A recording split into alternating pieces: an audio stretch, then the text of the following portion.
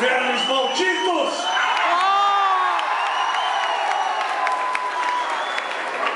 Vamos lá, vamos começar a bagunça. Seja bem-vindo a esse mundaréu de cima de gente aqui. Boa tarde, gente. É um prazer estar aqui com vocês. Beleza?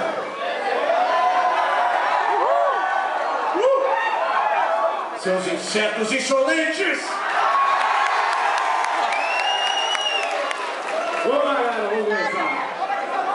Conta pra gente como começou a carreira de dublador, desde pequeno, há pouco tempo, 5 anos só que você dubla, faz pouco tempo. Bom, quando eu nasci...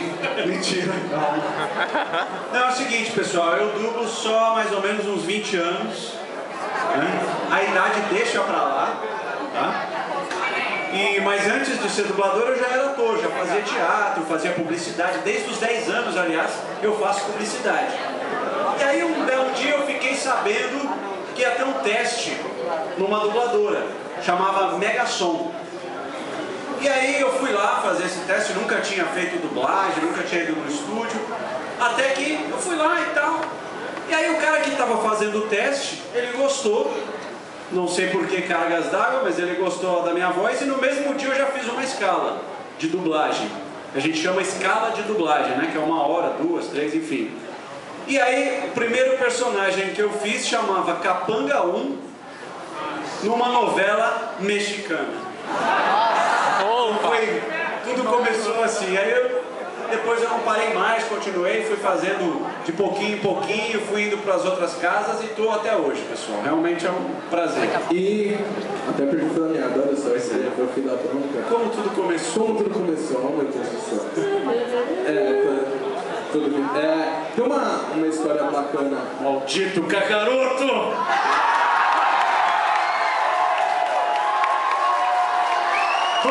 Ele nem espera o pessoal pedir, né? Ele já manda. Não, já tá aqui, tem uma plaquinha aqui, tem a cola. Qual foi o primeiro personagem de destaque excelente? Já foi com os desenhos?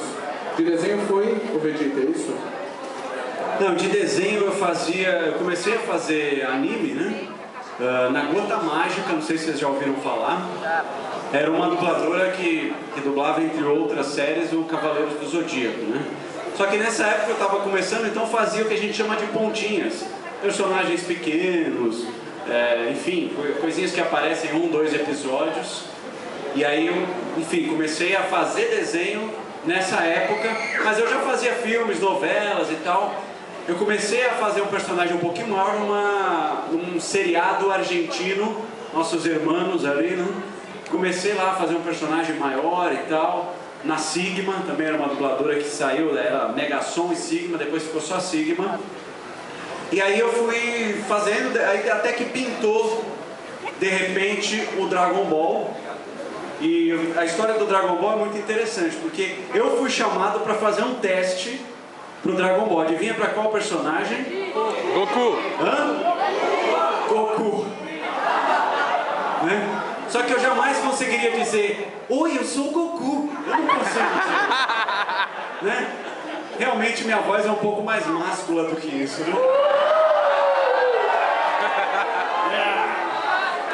E aí é claro que eu não peguei o teste pro Goku, né? Aí eu falei, bom, beleza. De repente me chamam pra fazer um outro personagem, só que aí já não era teste. Era já pra fazer mesmo. Que aí era o Vegeta. E aí eu comecei a fazer o Vegeta. E realmente, no começo eu me senti um pouco estranho, porque o Vegeta tem o seu lado muito peculiar, né? Muito mal-humorado, grita, fica nervoso à toa. Então assim, no começo foi difícil, a labial, né, a boquinha dele não batia muito bem com a tradução que tinha sido feita, então a gente tinha que adaptar uma série de coisas, colocar uma série de termos, né, entre eles o verme, o inseto, foram coisas que foram aparecendo ao longo da dublagem. Mas depois eu vesti a personagem, me adaptei e foi embora, né? Paralelo a isso eu também fazia o Brock, do Pokémon. Ah, enfermeira Joy, cadê você?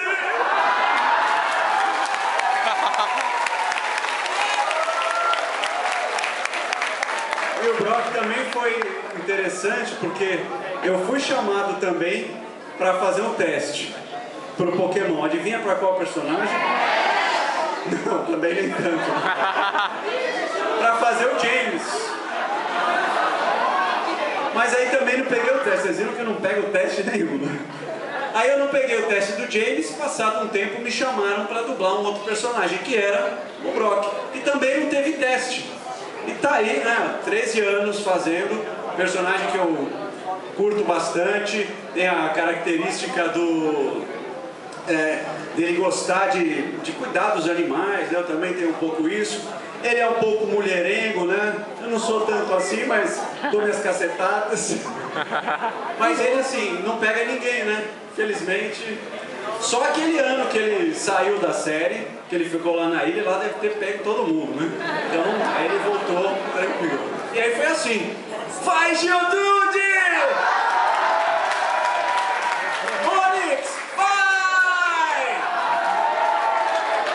Então, já que você falou de adaptação, tá aqui no meio, né, galera? Já que você falou da adaptação, a ideia do Maldito Kakaroto veio de você ou já estava meio que esquematizado, vocês só adaptaram para o português?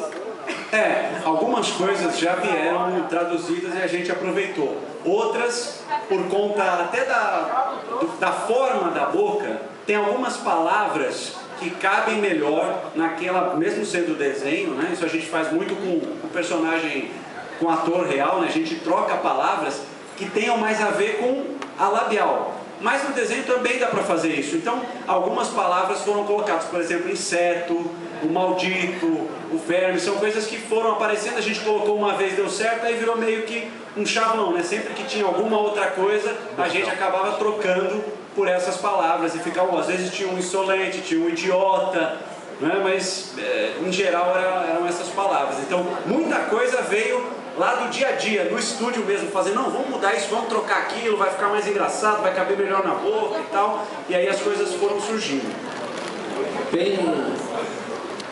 Você chega a se espelhar em algumas situações com o seu personagem? Por exemplo, você está dublando o Vegeta e você está com raiva de alguém, você usa isso como inspiração, sai um verme maldito assim, com mais força? De vez em quando a gente faz isso, né? De vez em quando a gente está um pouco nervoso com fulano, beltrano, e a gente consegue aproveitar um pouco esse estado de ânimo para colocar no personagem. É claro que o ator já tem uma técnica própria que permite que ele chegue na intensidade do personagem, mas a gente consegue muitas vezes aproveitar tanto coisas de mau humor, de irritação, como também a gente vai fazer um personagem mais dramático, que tem uma certa depressão, uma tristeza. A gente também consegue aproveitar. No teatro a gente fala de memória emotiva. A gente utiliza coisas da nossa vida e tenta aproveitar pro momento da interpretação, né? Isso acontece muito com a maioria dos atores. Stanislavski, muito bem. E aí, além de dublador, você também é diretor de dublagem. Qual que é, conta pra eles a diferença entre só o dublador e o diretor de dublagem? Bom, o dublador o que ele faz? Ele recebe a escala, ele é chamado, chega lá no estúdio, faz o personagem, acabou o personagem, ele vai embora. Se for uma série, um personagem fixo, ele vai regularmente voltar no estúdio. Já o diretor de dublagem não, ele tem que simplesmente fazer quase tudo, né?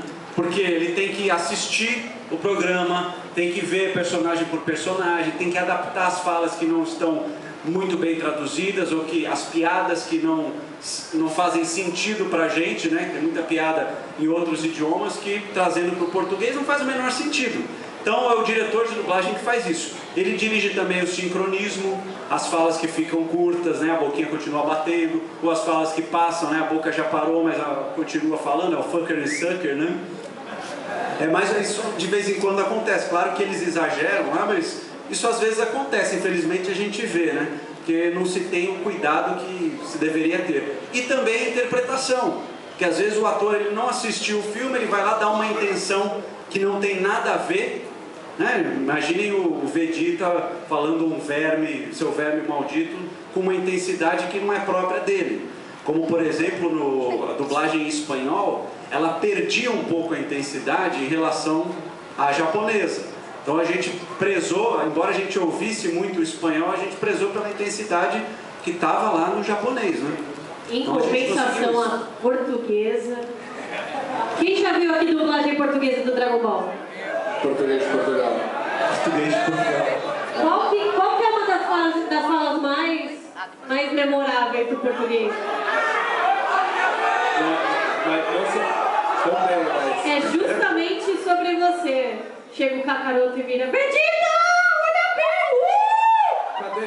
Thaís Marião? Oi, isso aqui, ó. Ah, tá aí. Levanta a mão quando eu for falar, que assim você me assusta, você começa a falar, dá um trampo aqui.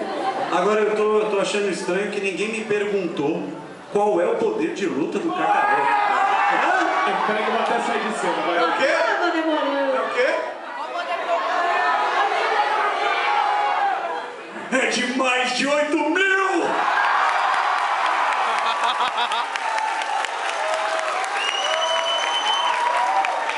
Parece final de Copa, a galera se levanta. Vamos lá, pessoal. Enquanto alguém já quer fazer alguma pergunta, levante a mão. Só levanta, não me ataca. Não, só então. Não, outra vez. Já pegaram pelo capote. Se alguém quiser fazer pergunta, já vai pensando em levantar a mão. Fala seu nominho. Meu nome é Leonardo. E a sua pergunta? A minha pergunta é o seguinte: quando você vai interpretar o Brock, que é um personagem muito mulherengo com as mulheres, eu queria saber se você se inspira em alguns personagens que têm esse mesmo tipo de perfil, como o Don Juan, por exemplo. Cuidado para não ser mulherengo com homens, tá? Só cuidado. Mas tudo bem, beleza. Responde a pergunta. Seria um homerengo, né? Homerengo, ui. Não, então, como eu falo, né? A gente se espelha numa série de personagens e experiências nossas e que a gente convive para tentar montar uma linha de interpretação, claro que sempre buscando seguir o original. É diferente da gente criar um personagem, como tem muitos por aí, por exemplo, o Sítio do Pica-Pau Amarelo, que já existe um personagem, mas o desenho foi feito em cima das vozes dos atores. Então é diferente, percebe? Quando você recebe uma coisa que já está feita e você tem que seguir mais ou menos o que está lá, e quando você cria e depois se faz toda a arte gráfica, todo o desenho, enfim. Então, sem dúvida, a gente se espelha em alguns personagens. E o Brock, ele é uma caricatura de inúmeros personagens como esse, né? Como Dom Juan e como tantos outros personagens até do cinema que são mulherengos, né? Mas que muitas vezes, no caso dele, que é o que dá a graça, né? Ele, como não consegue pegar ninguém, ou como sempre tem alguém, né? Agora, ultimamente, tem sido o Krogank, né? Que tem atrapalhado ele no chaveco dele. Então a gente consegue utilizar uma série de coisas, inclusive na hora de falar a gente aproveita algumas frases, algumas palavras que remetam ao que está acontecendo na atualidade, né? Então a gente atualiza as piadas, como por exemplo, e aí mané, qual é que é, sinistro, fala sério, esse tipo de gíria, a gente acaba utilizando um pouco para ficar mais atual, né? Não vou falar é uma brasa mora, porque isso é lá, né? Então a gente precisa fazer isso sim, com certeza. Quem tem uma levanta a mão, levanta bem. Tem uma aqui, uma aqui. Lá no fundo. Aqui. Quem tá? Tem alguém lá no fundo. Ninguém nunca se preocupa com o fundo, então vou pra cima do fundo. Vai fundo. Fala seu nome e sua pergunta. Fala, perto do microfone. Fala. Gabriel. Oi, Gabriel. Do reportagem. Tá. Alguém ouviu? Então tá. Ele perguntou por que você não dublou o Dragon Ball Kai. A gente já esperava. Uma pergunta que nunca é feita, né? Ninguém quer saber. Então, gente, é o seguinte, nesse trabalho de dublagem, muitas vezes o ator, no caso o dublador, que a gente chama de dublador, mas na verdade o certo seria falar ator em dublagem, porque tem ator em teatro, ator em televisão, em cinema, enfim. Nós trabalhamos em vários estúdios e muitas vezes alguns estúdios não correspondem à ética própria da dublagem, às condições mínimas de trabalho da dublagem. No caso do Dragon Ball Kai, o que aconteceu? Ele foi encaminhado para um estúdio que apresentava essas características, ao meu ver. Então, assim, por conta disso, eu e mais alguns outros profissionais decidimos não realizar esse trabalho porque nós sabíamos que esse trabalho sofreria as consequências de estar lá, né? Não teria uma mixagem tão interessante, condições mínimas para o nosso trabalho seria uma coisa difícil, a gente ia ter que brigar e tal. Inclusive isso, no primeiro momento, foi um consenso. Todos os dubladores principais decidiram indiretamente, né? Não foi uma coisa oficial e tal, mas decidiram não dublar nesse estúdio.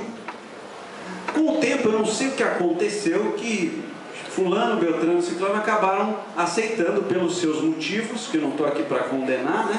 Mas pelos seus motivos acabaram aceitando, e eu e mais alguns outros personagens, como por exemplo o Luiz Antônio, né? Que faz o Piccolo, também decidiu não fazer. E aí eles acabaram colocando outros colegas para dublar. Até o colega que fez o Vegeta, ele veio falar comigo e tal, para não ter, não, é só uma opção minha e tal, fique à vontade se você quiser dublar. A nossa intenção era que fosse para um outro lugar, né? Por isso que a gente fez isso, mas infelizmente não aconteceu. Eu fiquei muito frustrado, mas é o que eu já disse em outros eventos. Muitas vezes a gente dubla a mesma coisa em vários estúdios, então eu faço votos que o Dragon Ball Kai vá para algum outro estúdio e nesse outro estúdio eu possa voltar a dublá-lo. Vamos esperar, né? Mas quando tem esses animes, por exemplo, uma primeira temporada, depois uma segunda temporada, quando passa para a segunda temporada rola um leilão, por exemplo, quem pega e paga menos leva, como é que é? Como que se decide para qual anime vai qual estúdio vai pegar determinado anime? Olha, tem uma série de fatores que a gente pode ficar aqui um tempo falando. Por exemplo, depende da distribuidora. Às vezes, o Pokémon, por exemplo, ele foi dublado em vários estúdios. Eu dirigi a primeira temporada, que foi na Master Sound. Depois ele foi para a BKS, ficou lá um bom tempo. Depois ele foi para Paris e Vídeo, ficou lá um bom tempo. Né? Depois foi para Central, e aí ficou lá. Então a gente foi migrando, e os principais todos, nas épocas que aconteciam, a gente conseguiu manter todo mundo. Agora, os motivos dessa migração de um estúdio para o outro são variados. Às vezes, a qualidade de som que a distribuidora preza, às vezes, questão de valores mesmo. O estúdio consegue fazer um valor mais acessível para uma distribuidora do que outro, dependendo das condições de trabalho. Às vezes, alguns atores principais importantes não trabalham em determinados estúdios, então a distribuidora prefere manter a voz e ir para o outro estúdio do que o contrário. Então, enfim, tem uma série de fatores, não dá para a gente mensurar e nem sempre a gente consegue entender e descobrir quais foram os fatores que levaram a uma mudança de estúdio. Quem tem perguntas? Tinha perguntas aqui esse menino faz tempo aqui, e depois aqui desse lado. Onde você começou a dublar o Les? O Les? Alguém conhece o Les? Quem? Eu também não lembro. De onde que é o Les, gente?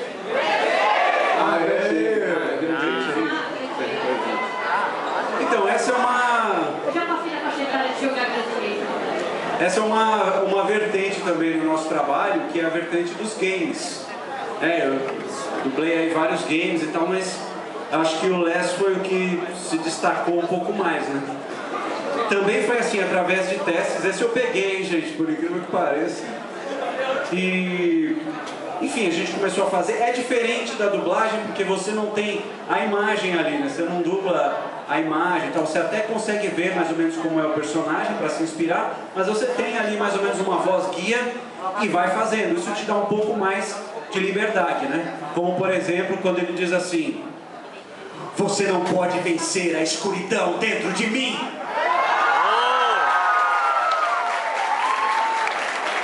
Ou quando ele dá um dos golpes, né? Como por exemplo, impacto cortante!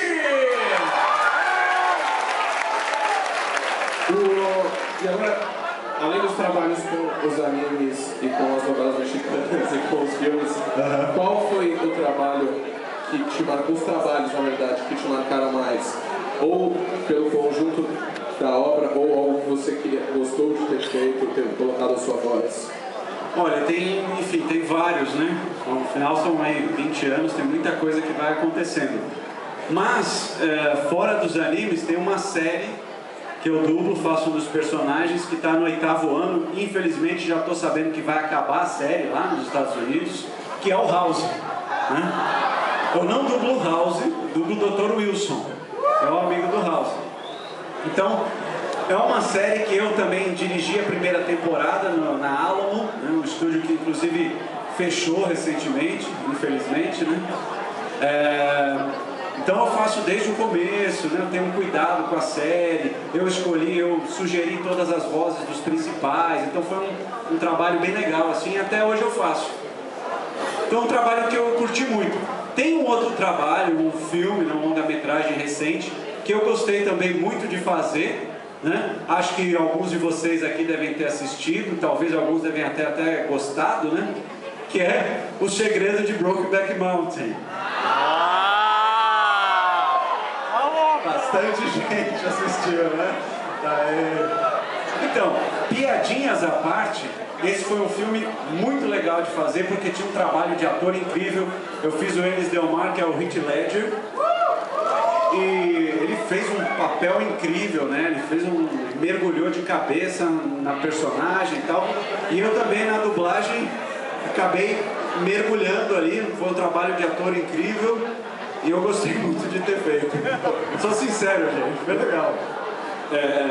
E aí, outra pergunta que eu tinha feito, e lá ele também tem um sotaque, umas intenções, e aí você também aprendeu, foi ensaiado para chegar desse mesmo jeito. Sim, isso foi talvez um momento mais difícil, onde a gente começa a tentar vestir a personagem. Sair dessa voz branca, tem muito colega que qualquer coisa que vai dublar é sempre a mesma voz, a mesma entonação. Eu, enquanto diretor de dublagem, já briguei com alguns colegas, pedi para eles saírem daquele lugar mais confortável, né, daquela voz que é tranquila e tal, e para um outro registro, né?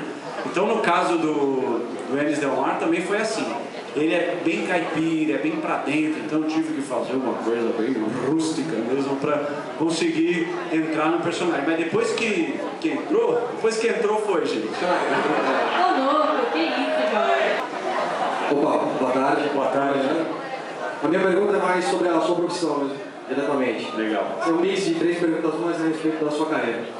Primeiramente, a respeito do mercado de dublagem, anda-se ouvindo muitas vozes repetidas em vários filmes, que a gente manter o mesmo dublador, mas acho que está faltando, talvez, profissionais no mercado. Por que essa dificuldade? A pergunta no embalo aqui é, se já aconteceu alguma situação curiosa, engraçada, embaraçosa durante seus 13 anos de carreira dentro do estúdio? E qual foi o personagem que mais marcou para você? Sem o Bob do Egito, que mais, assim, nesses 13 anos de carreira? Legal.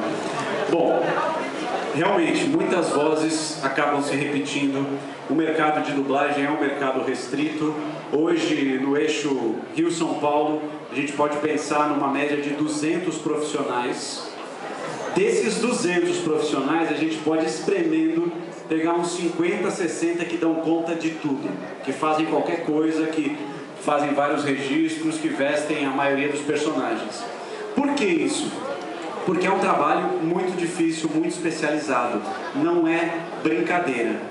Então, as pessoas que entram no mercado, até amadurecerem, até conseguirem chegar num ponto em que possam fazer a maioria das coisas com qualidade, isso leva um tempo, por isso que é difícil a renovação.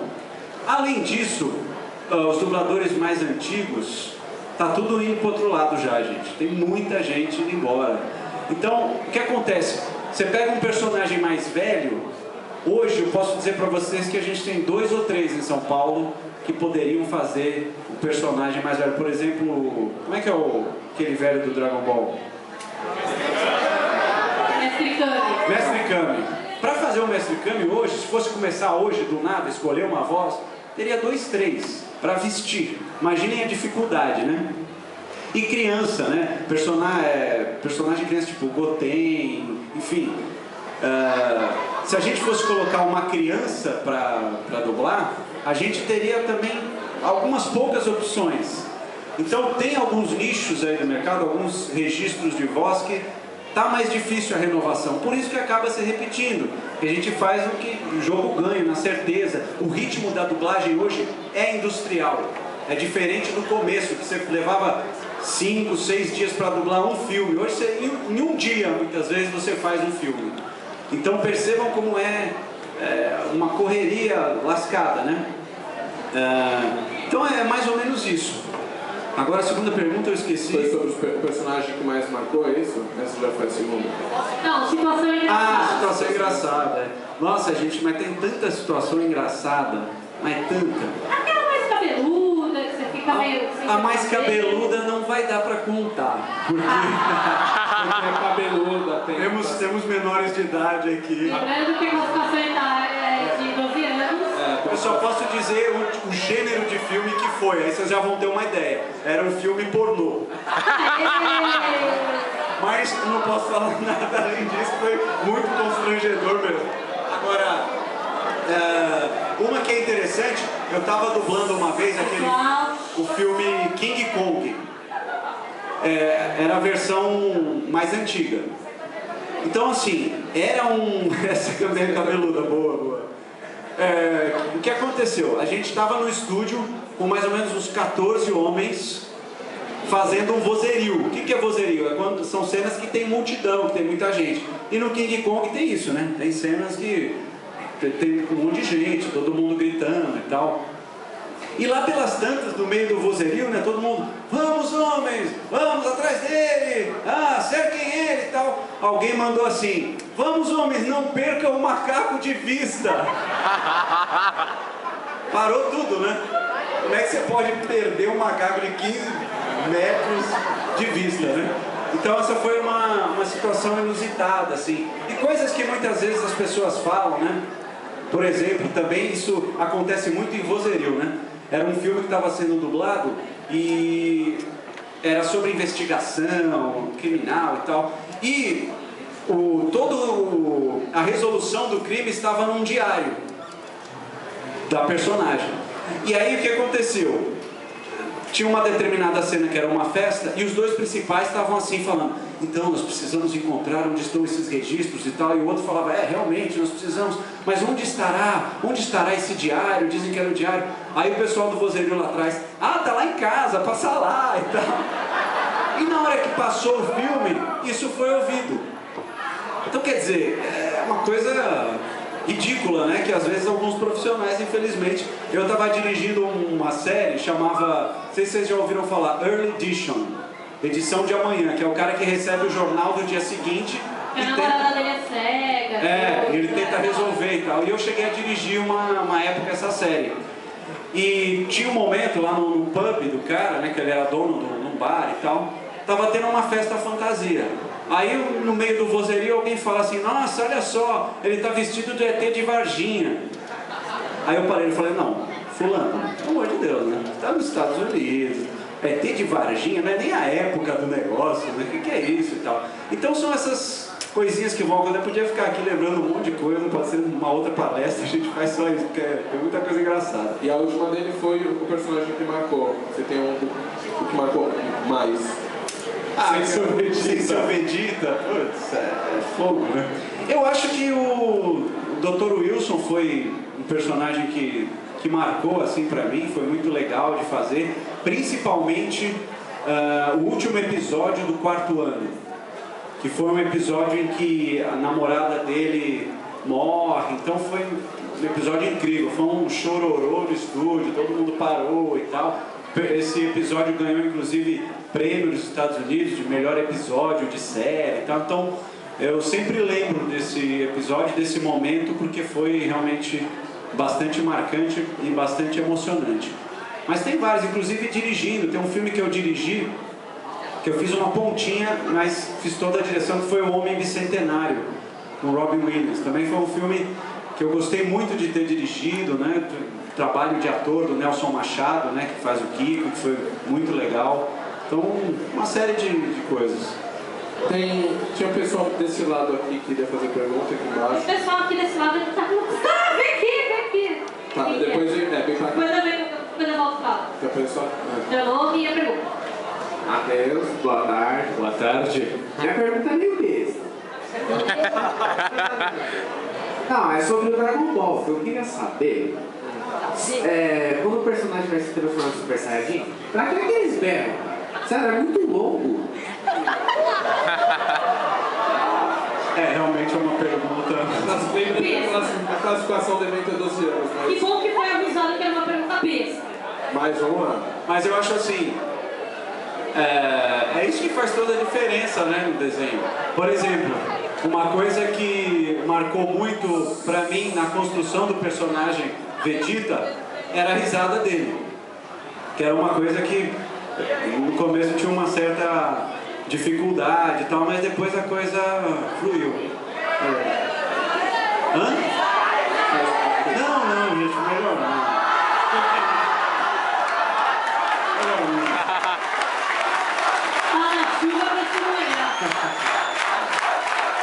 Vamos lá, hein?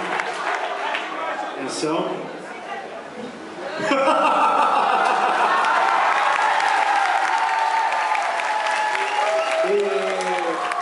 Antes da pergunta que eu tô tomando tanto, como que era a dublagem entre você e o Wendel para fazer o Gotenks, é isso, né?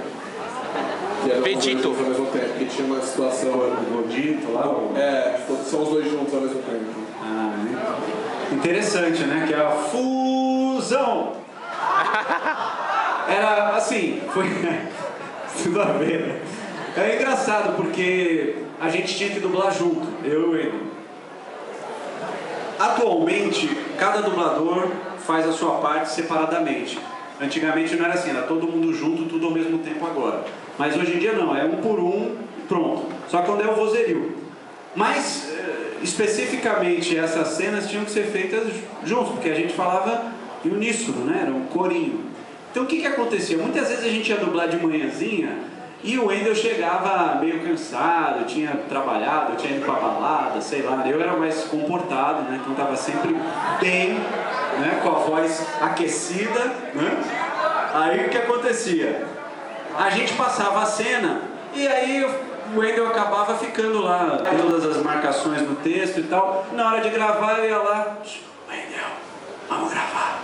Aí a gente gravava e dava certo porque a gente é super amigo e tal, a gente sempre se deu muito bem, então a coisa flui, mas teve um pouco essa peculiaridade, foi engraçado.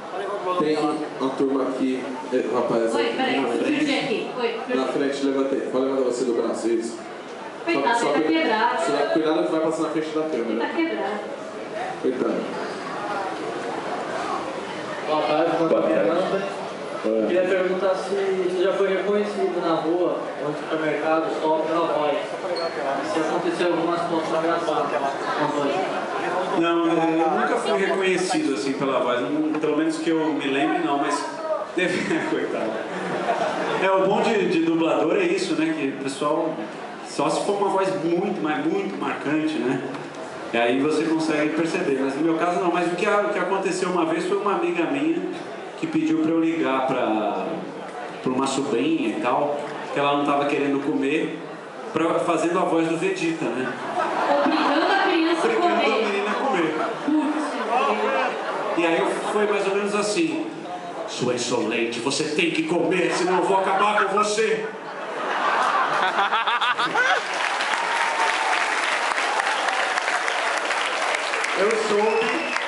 Eu soube posteriormente que a menina começou realmente a comer. Né? Então o Vegeta aí é um bom psicólogo, deu certo. Vamos para o momento Pagação de Mico Anime Summer, que a gente fez com o Wendel já há um tempo atrás. Semana passada, por exemplo? Não, com o Wendel. O Wendel foi ano passado. Isso, que foi bastante sucesso. O pessoal que está com a mão levantada pode abaixar, que o colega do lado agradece. Pode abaixar, porque o menino está assim, está até travado. Alguém avisa para ele que ele pode abaixar. Ele está fazendo a fusão. Ele está fazendo fusão. Pronto, obrigado. Ele nem prestou atenção. Deu lag na fusão, né? Porque ficou parado. Ele nem prestou atenção em mim, mas ele abaixou a mão. Tá bom. Eu tinha pedido no summer do ano passado o Wendel fazer uma situação entre o Goku, o Bob Esponja e o Jack Chan, que tem um vídeo no YouTube que já fez sucesso. Vamos fazer então aqui uma brincadeira com o Vegeta, o Brock e o Dr. Wilson do House. Vamos ver. É melhor que o cara do Brokeback Mountain. Sim, realmente essa brincadeira... Não te desmerecendo o seu trabalho, mas... Vai, é contigo. Bom, é quase um stand-up, vai. É quase um stand-up.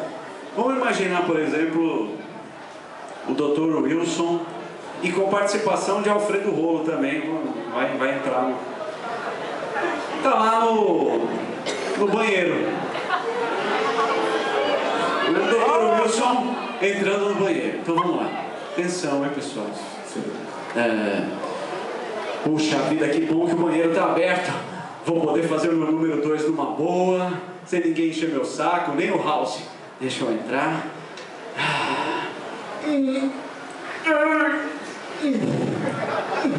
Aí de repente, peraí, 2 horas depois, aparece quem? Vegeta. Maldição! Este banheiro está fechado. Tem algum verme insolente aqui castigando a louça. Não posso acreditar nisso. Saia, seu verme. House? House? Que mané, House, seu inseto! Pare de falar inglês! Isso não é uma house, isso é a casinha! Eu quero entrar nessa casinha logo, saia daí! Já tô quase acabando, viu? Peraí! De repente aparece quem? Nosso amigo Brock. Oi, tudo bem? Por favor, o banheiro tá fechado? Não.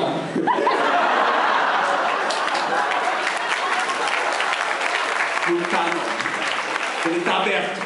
É que eu gosto de ficar aqui na frente do banheiro sentindo os aromas maravilhosos. É claro que tá fechado, seu verme! E sai pra lá! Eu não acredito! É o senhor Vegeta, é o senhor mesmo?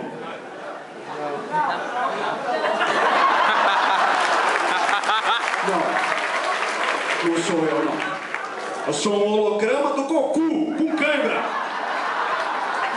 Sabe o que é? Eu não sei se o senhor vai fazer número 1, número 2, mas eu vou fazer só o número 1, por favor. É que a enfermeira Joy está me esperando. Será que o senhor poderia...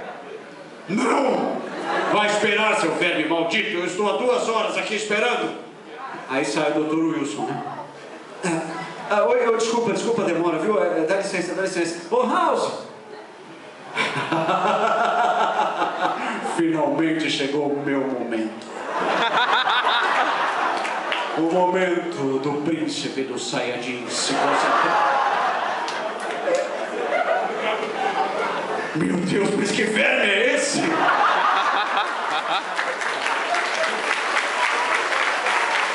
Mas tudo bem. Eu estou muito apertado. Agora eu quero ver como é que eu vou tirar esse colã todo aqui. Mas tudo bem, vamos lá.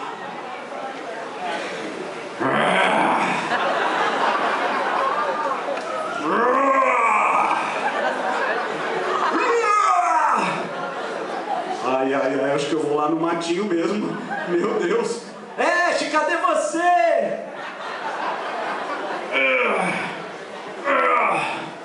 Falta só mais um pouquinho, mas tá difícil. Vamos lá. Esplendor final!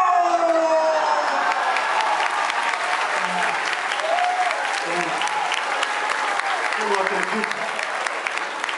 O poder da minha dor de barriga é de mais de 8.000!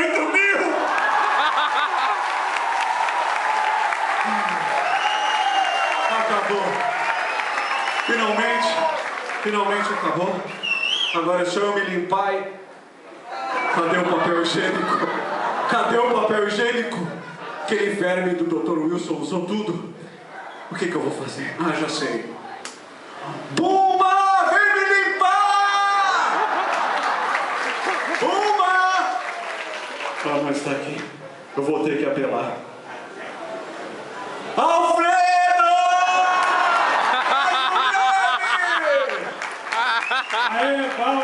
Obrigado, gente.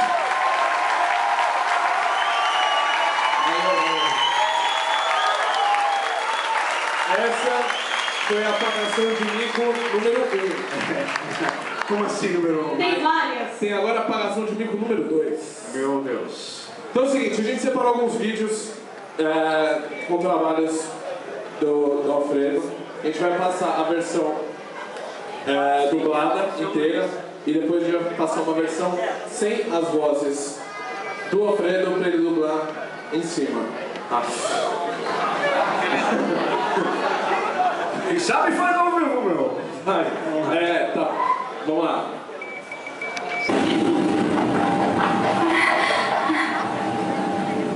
Qual é o problema?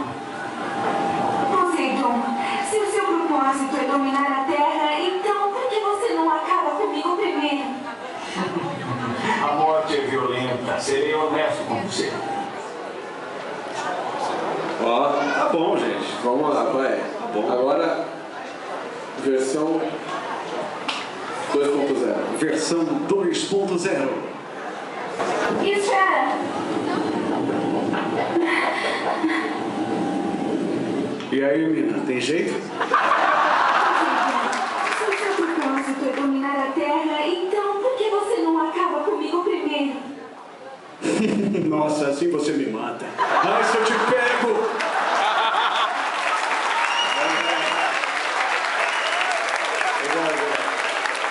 Vamos lá.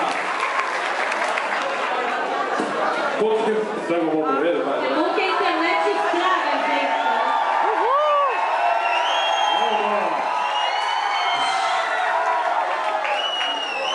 Vamos lá. Por favor, diga logo qual é o poder de luta do Kakaroto. É de mais de 8 filhos.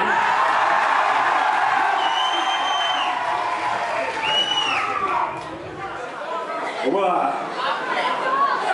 Vou pedir a ajuda de todo mundo, hein? Vamos dublar junto? Vamos lá então, hein? Nossa, eu vou até sair daqui. Vamos lá.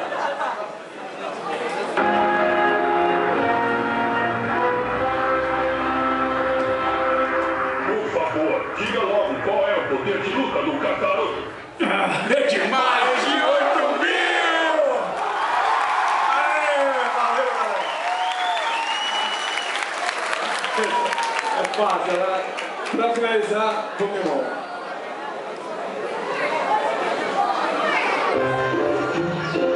Hoje é um grande dia para aproveitar o sol. E enquanto curte o sol, Gary está pegando mais Pokémon. Eu acho que sim. Vamos lá. Passa de novo, passando de novo, hein? Esse Gary, esse pegador, viu?